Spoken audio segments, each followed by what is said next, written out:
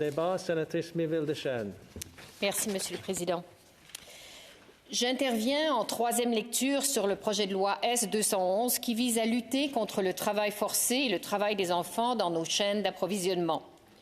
Je suis soulagée que ce projet de loi ait enfin passé une étape importante au Sénat, considérant que sa progression a été interrompue 4 fois depuis 2018, d'abord à la Chambre des communes, puis au Sénat par des élections, des prorogations, bref, le cheminement ordinaire et difficile de tout projet de loi d'initiative parlementaire. N'oublions pas par ailleurs que c'est un comité de la Chambre des communes qui a été à l'origine de cette profonde réflexion et qui réclamait déjà, il y a 4 ans, l'élimination du travail des enfants dans les chaînes d'approvisionnement des entreprises basées au Canada. I first want to thank Senator Salma Touledjan, who was not only the critic of the bill, but the chair of the Standing Committee on Human Rights that devoted 5 meetings to the diligent study of this bill. I was impressed by the diversity of opinions and the witnesses called. The committee heard supporters of the bill, but also critical and articulate voice who wanted Canada to go further in the defense of human beings subjected to forced labor, including exploited children. Here are some of the voices we heard during the committee study of Bill S-211. The Canadian Chamber of Commerce, which supports the objective of this bill, but feels it's too harsh in some respects and would like it to apply to fewer businesses. Taking the opposing view, the committee also heard Surya Deva, a United Nations expert who believes that the bill should go further, in particular to cover all human rights, to impose an obligation of due diligence on businesses, and to give victims direct access to Canadian courts to obtain compensation from companies. From a pragmatic perspective, lawyer and expert Stephen Pike said that he believes Bill S-211 is a reasonable, appropriate, and evolutionary first step forward, using supply chain transparency reporting to catalyze actions to address these human rights abuses. I also note that World Vision, an NGO promoting children's rights with a special expertise on child labor, also stated that supply chain legislation could begin paving our constructive path towards tackling the issue of child labor. So there was a clash of ideas, and the committee heard both perspectives of business and that of more committed activists. The comments received suggest that Bill S-211 embodies a certain compromise between the expectation of one and of the other. By using the tool of transparency, the law aims to encourage companies to make the necessary efforts to prevent and reduce the risk of forced labor and child labor in their supply chains. Members of the Human Rights Committee are well aware of the limitations of Bill S-211, but they supported this bill because it goes in the right direction. This is truly a first step, designed to raise awareness for all those who participate in the race to have goods manufactured at the lowest possible price all over the world. For companies that do not report or that provide false or misleading information, there will be penalties. Je remercie la sénatrice Gerba d'avoir présenté un amendement qui précise et renforce un des enjeux les plus difficiles liés à la mise en œuvre de ce projet de loi de transparence. Que se passe-t-il après, une fois que l'entreprise retire les enfants des chaînes de production?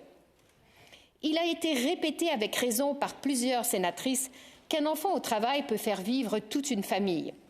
Il y a donc un risque que le projet de loi S-211 appauvrisse indirectement des familles ou qu'il pousse les enfants vers du travail moins payant ou plus dangereux dans l'économie informelle. L'amendement adopté ajoute ainsi une obligation pour les entreprises de faire rapport sur, et je cite, « l'ensemble des mesures qu'elle a prises pour remédier aux pertes de revenus des familles les plus vulnérables, engendrées par toute mesure visant à éliminer le recours au travail forcé et au travail des enfants dans le cadre de ses activités et dans ses chaînes d'approvisionnement. » Fin de la citation. Cela pourrait être, par exemple, une compensation à la famille touchée, notamment pour que l'enfant puisse aller à l'école. Un projet de loi de transparence comme S-211 oblige les entreprises à faire rapport sur ce qu'elles font ou ne font pas pour éliminer le travail forcé et compenser les victimes. Ces rapports sont rendus publics et deviennent des outils pour les groupes de défense des droits de la personne et pour les consommateurs, afin de dénoncer ou bien tout simplement de changer de fournisseur. La bonne nouvelle, c'est que le mouvement a déjà commencé. On a entendu avec bonheur en comité Jenny Coleman, présidente d'Equifruit, qui fait le commerce des bananes équitables. Elle a expliqué qu'en payant quelques sous de plus notre livre de bananes, on a un impact direct sur les conditions de travail des enfants et des adultes qui les récoltent. J'espère pouvoir compter sur l'appui de mes collègues au Sénat pour que ce projet de loi puisse migrer vers l'autre chambre et continuer sa progression. Et qui sait, retenir l'attention du gouvernement.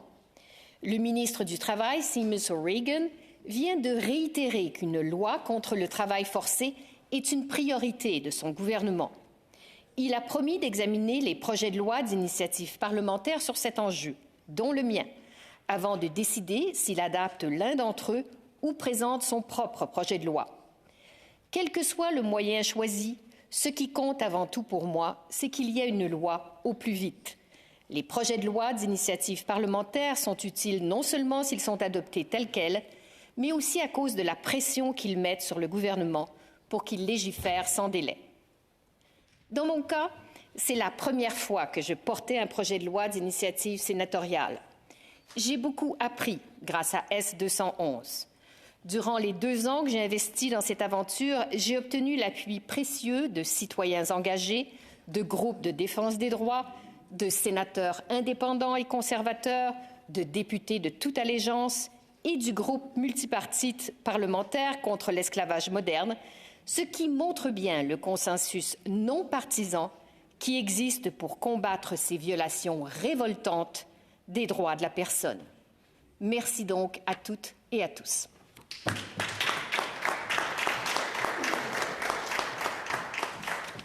Reprise du débat. Sénatrice Jarpa.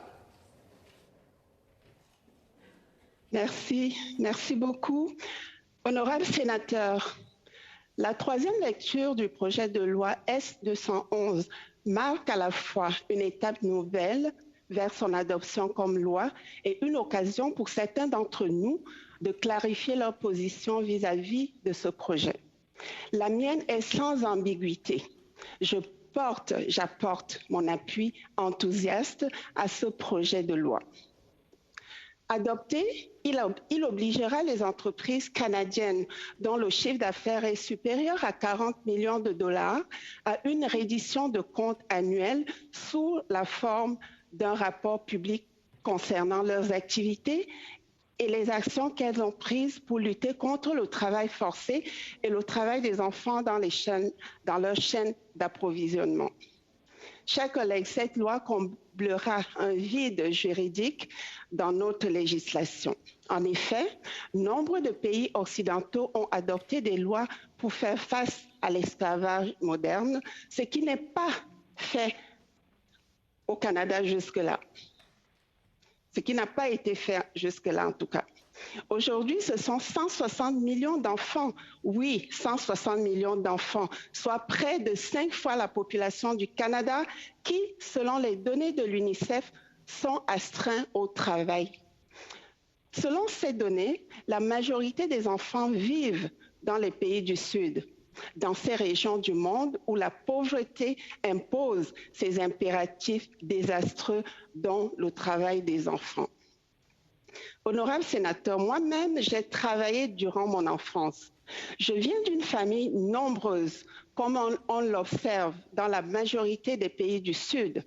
Je suis née dans un petit village du Cameroun appelé Bafia, situé à environ 200 km de Yaoundé, la capitale du pays. Je suis la 18e d'une fratrie de 19 enfants. Dans mon enfance, il fallait se battre pour avoir le minimum. La situation était tellement difficile qu'à l'âge de 8 ans, je devais déjà apporter une contribution continue aux besoins de la maison. Des travaux ménagers à l'alimentation en eau puisée à la source, de la cueillette du bois dans les forêts, parfois assez lointaines pour la cuisson, à la vente de produits agricoles ou autres dans les commerces, les petits commerces improvisés. Chers collègues, la majorité des enfants de mon âge étaient astreintes à ce genre de travail.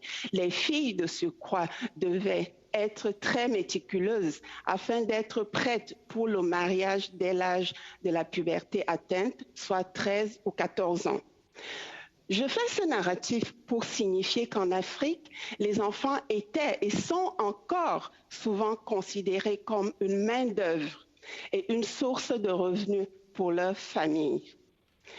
C'est l'une des raisons qui explique en partie du moins la lourde démographie qui pèse sur le développement du continent. D'où le besoin de mesures complémentaires pour rendre les lois contre le travail des enfants efficaces. Chers collègues, selon la Banque mondiale, près de la moitié de la population mondiale vit avec moins de 5,5 $ par jour. Dans les pays à faible revenu, le seuil de l'extrême pauvreté est fixé à 1,90 $ par jour. Vous aurez compris qu'un grand nombre de familles dans les pays du Sud n'ont pas d'autre choix que de mettre leurs enfants à contribution, quels qu'en soient les risques pour l'enfant. Le projet de loi S211 doit tenir compte de ces réalités pour être efficace. Durant les discussions avec les experts au Comité permanent des droits de l'homme, deux interventions particulièrement marquées. Madame Jenny Coleman, dont Madame la sénatrice Miville vient de mentionner, présidente de Equifruit, a mentionné la nécessité d'une certification équitable dans les activités des entreprises. Cette certification permettrait une traçabilité de l'origine des produits, de leur cueillette à la fabrication. Cette certification permettrait aussi d'identifier et de vérifier les conditions de travail des personnels employés dans les activités et les chaînes d'approvisionnement des entreprises. Sérieusement mise en œuvre, cette mesure permettrait de détecter et de sanctionner les entreprises qui emploient toujours des enfants et d'autre part, de valoriser celles qui ne payent pas un prix équitable aux producteurs, de même que celles qui prennent des mesures pour remédier aux pertes de revenus des familles. Une telle obligation de certification ne pourrait malheureusement pas faire partie du projet de loi S211, mais il serait nécessaire, à mon avis, que les entreprises s'y soumettent volontairement et que le gouvernement réfléchisse à une façon de créer une obligation en ce sens. En tant qu'entrepreneur et chef d'entreprise, j'ai moi-même souvent procédé à la certification de mes entreprises. Et je peux vous confirmer que ça marche. Durant son témoignage, le professeur Soraya Deva, membre du groupe de travail des Nations Unies sur les entreprises et les droits de l'homme, nous a dit que le fait que le projet de loi S211 se concentre sur la finalité, c'est-à-dire la transparence à travers la rédaction de rapports, limite sa capacité d'empêcher le travail des enfants. Selon lui, ce projet devrait aussi comporter des mesures préventives permettant de lutter efficacement contre le travail forcé et le travail des enfants. Ma proposition d'amendement va dans ce sens. En effet, comme mentionné précédemment, la majorité des enfants dans les pays visés travaillent pour aider leur famille et pour leur survie. Cet amendement répond à l'objectif numéro 1 des 17 objectifs du développement durable des Nations Unies qui appellent à mettre fin à la pauvreté. Cet amendement fait aussi appel à la responsabilité sociale des entreprises, pas seulement dans des documents normatifs, mais dans les politiques vérifiables et notamment dans l'identification de l'ensemble des mesures qu'elles ont prises pour remédier aux pertes de revenus des familles les plus vulnérables engendrées par l'élimination du travail forcé ou du travail des enfants dans le cadre de leurs activités et dans leur chaîne d'approvisionnement. Lutter efficacement contre le travail des enfants implique que l'on dégage les moyens pour soutenir les victimes et leurs familles. Un revenu équivalent au moins du revenu généré par le travail des enfants doit être accessible. Autrement, le phénomène continuera sous d'autres formes et à travers d'autres entreprises qui ne sont pas tenues par la loi sur le travail forcé et le travail des enfants. J'ai décidé d'apporter mon appui à ce projet de loi pour deux principales raisons.